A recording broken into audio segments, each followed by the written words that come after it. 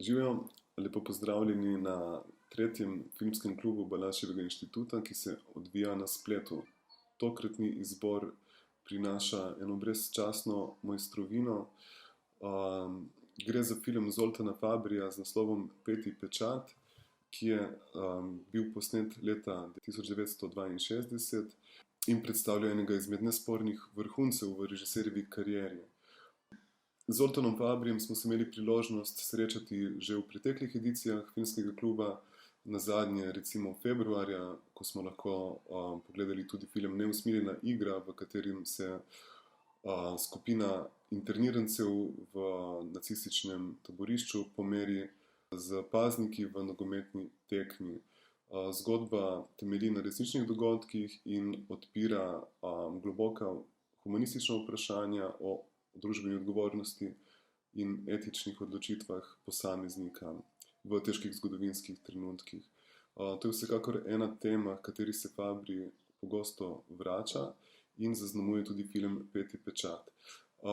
Mogoče na začetku nekaj besed o režiserju in njegovem opusu.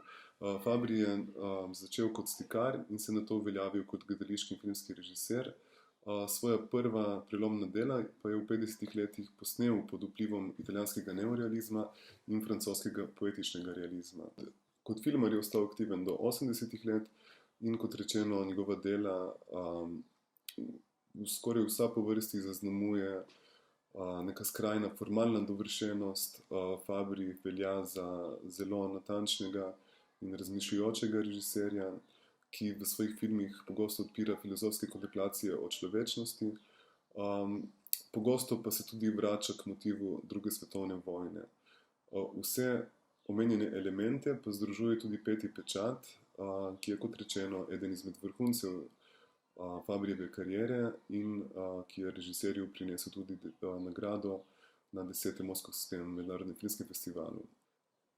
Peti pečat se odvija v 3 dneh leta 1944, ko je bila Budimpešta pod nacistično okupacijo. Pred nacističnim strahovladjem pa se vsak večer v lokalno krčmo zateka druščina starih znancev, ki jo sestavljajo krčmar, urar, mizar, prodajalec knjig, nekega večera pa se jim pridruži tudi fotograf. Pisana druščina ob kapljici palinke odpira težke filozofske debate in generalno rešuje svet z besedami.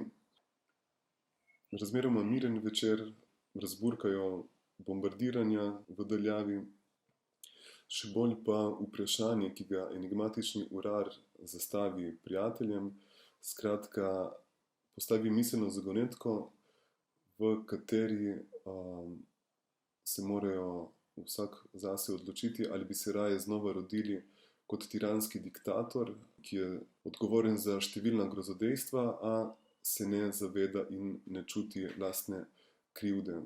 Bodi si diktator ali pa se izbirajo, da se rodijo kot suženj, ki je pa podvržen strahotnim mukam, a obenem ostaja čiste vesti.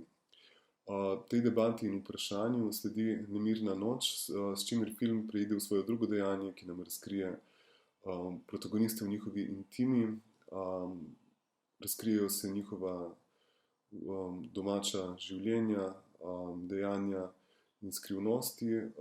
Enako pomembno pa je to, da spoznamo tudi njihova iskrena razmišljanja, predvsem o vprašanju, ki jim ga je urar zastavil.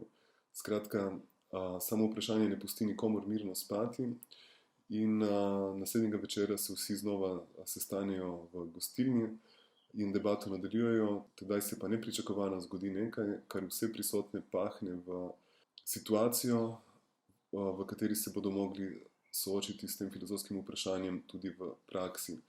Skratka, Peti pečat je film, ki se odvija v 3 jasno definiranih dejanjih. Prvo dejanje je spoznavni večer v krčmi, dolg prizor, v katerem dobimo pogled v like, zelo dobro razdeljeno uverturo v vprašanje, o katerem razmišljamo na to do konca filma in še dolgo po njem. Drugo dejanje nas, kot rečeno, uvede v intimna razmišljanja in vsakega od protagonistov in razkrije zelo dobro dozirane informacije o vsakem od njih. Tretje dejanje pa jih pahne v realno situacijo, kjer morajo od besed preiti k dejanjem.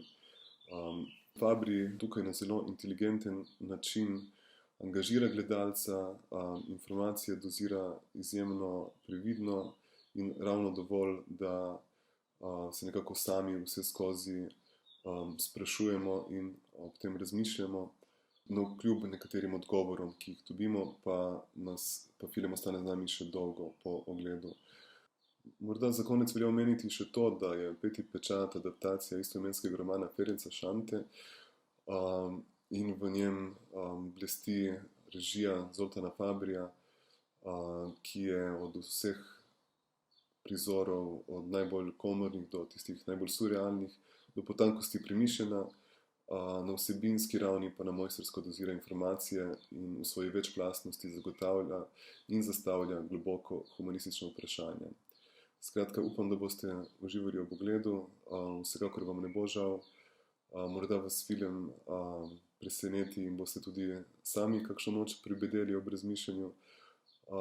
Vsekakor ste pa vabljeni, da se nam naslednjič pridružite tudi v živo v Balaševem institutu v Ljubljani.